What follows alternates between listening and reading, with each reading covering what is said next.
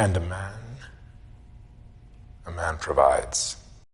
Greetings, fellow mortals. Just a reminder saying it's just my opinion is for cowards. Everyone's got to have a personal life, even professional killers. Some of them are good at balancing their drastically different lives. Some fail miserably while trying their best. Either way, family is their top priority, or so they say. Sometimes their actions say otherwise. After all, they never completely leave the killing behind them. Sometimes hurting their family in the process. Sometimes protecting their family in the process, and sometimes avenging their family during the process. These are 10 well-written murderous family men. Number 1 is Cooper Howard from Fallout. Talk about a character that everyone adored, although no one would call him moral after 200 years in the wasteland.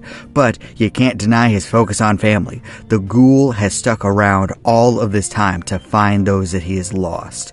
We don't know to what end. He obviously had a falling out with his wife, but feelings are complicated. And what about his daughter? This is a question hounding Cooper, driving his every action. What he does for family. Is it the right thing to do? No, not really. But you can understand his every move.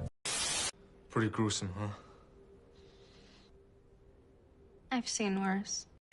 Number 2 is the Punisher. Sometimes the family doesn't have to still be in the picture for the guy to be a family man. Frank Castle's family was lost, slaughtered by criminals, and he's made it his mission to avenge them by slaughtering everyone evil in the world.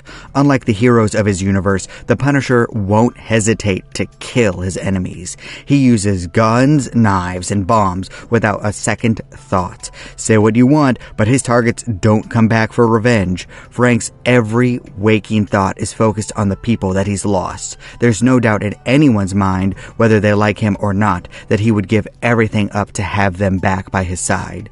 Justice, revenge, violence, it all means nothing compared to those that he's lost. First, let's get one thing straight. I'm not crying. I'm just sweating through my eyes. Number 3 is Joel from The Last of Us. Like Frank Castle, Joel lost his daughter, but he still had family to hold on to, a reason to survive. Tommy, Tess, and eventually Ellie. There isn't a line Joel wouldn't cross for the people that he loves. Quitting isn't an option when they need him. With every scene, you can tell that he's exhausted. Part of him wants to just give it all up. Growing closer to Ellie brings out the best in him, the side that actually enjoyed life when Sarah was alive. At the same time, Ellie brings the worst out of him too. If someone loves a person more than life itself, there isn't a limit to the number of people they'd snuff out to preserve that one flame glowing in the darkness. Zuko, my fire went out. What do you want me to do? Number 4 is Brian Mills from Take It. Well, not all of these people would be considered the best fathers. No one's giving out awards to Mills. You could argue that he was a little too late in his caring, too awkward, too focused on his career, but when the chips were down, he went out to save his daughter. He mowed down waves and waves of men to get her back. At least in the first one. I've never seen the sequels, but it's probably best to leave it there. I do have to admit that this one is a bit more wish fulfillment for all of the dads out there, but it's still an enjoyable tale of a man loving his daughter. You are the love of my life. Number 5 is Tony Soprano from The Sopranos, another father that you could argue puts business above his personal life. You could even argue that his attempts to be there and support his wife and children are hollow, empty gestures. Everything he does might be to justify his actions as a member of the mafia, or to pretend that he wants to be better. But some part of him always loves and puts family above all else. Unlike many on this list, he isn't hurting people to protect his family, or to avenge them, or even to finance them. Tony's in this because it's the family business. In that way, he's the biggest family man of them all, but in the worst way possible. Oh, I made myself sad. Number 6 is Kratos. When you see the God of War, you wouldn't think that this guy is all about family, but both versions of him loved his families. He just wasn't nearly good at raising kids as he was as killing enemies, and boy is he good at killing things. But after losing his family, he becomes consumed with regret, especially involving his daughter Calliope. Of course, he was eventually so consumed with it that he went from saving the world for her to destroying it despite her still existing in it in some way. And the last 2 games have been all about his relationship with his son. While a flawed man, Kratos did end up raising good people. He just had to kill a lot of things to get there.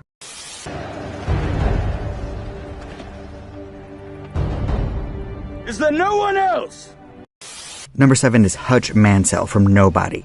You ever wonder what would happen if Saul Goodman became John Wick, but with a living wife and kids? That is Hutch. He's a man trying to leave his violent past behind him for the sake of his family. But eventually, he finds his breaking point, going on a mission to get what amounts to a trinket back for his daughter. While not the most complex story in the world, it's interesting to see a man suck up his pride for so long for the sake of his family and for peace. But it's also great to see him cut loose and make everyone realize that he's not a family man that you want to mess with. Don't cross this line with your hand. Number 8 is Chuck Green from Dead Rising 2. Now, Dead Rising 2 isn't a masterpiece of storytelling or anything, but it sure does give you a reason to care. Chuck's daughter Katie means everything to him. Part of the gameplay is making sure to get a cure for her on a regular basis. And even before the current outbreak, Chuck was willing to embarrass himself for money to fund her cure. It didn't matter to him as long as he could support his daughter. And boy, is he good at killing zombies and people if they attack him. Out of everyone on this list, Chuck's probably the most heroic, saving people along the way, stopping evil individuals, but it always comes back to Katie. Chuck would do anything for her, even in the later years. And without her, well, he would lose his mind. I can't imagine what I would do if anything ever happened to you. Number 9 is Vic Mackey from The Shield. Now, this one's debatable, but I wanted to add a little bit of controversy into this list. Vic isn't a good person. He isn't a good husband. He isn't even a good father, but he sure is a good killer. He puts himself into more and more dangerous situations. Sometimes he justifies it by claiming that it's for his family. But sometimes it becomes clear that he likes the thrill more than his wife, kids, or even his teammates on the strike team. It's all about him in the end. His obsession with his kids might even have to do with his narcissism. But there's no denying that he keeps charging forward with the people in his life at the front of his mind until they get in his way and prevent him from coming out on top. Then it's just about Vic and only Vic. It for me. I liked it. I was good at it. Number 10 is Mike Ehrmantraut. Now, you might think that I would put Walter White in this list, but doing it for his family was all an excuse.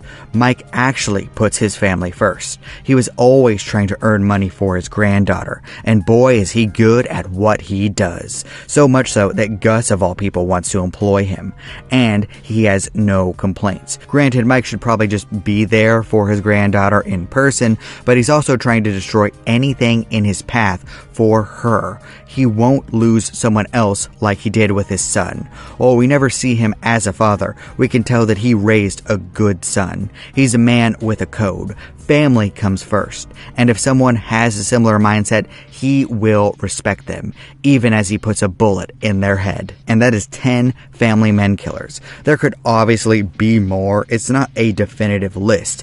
If you think of someone that I missed, leave it in the comment section. I would love to have a discussion with you. Thank you all so much for watching, and remember, if you disagree with any of this, that's fine. After all, everyone is entitled to their objectively wrong opinion.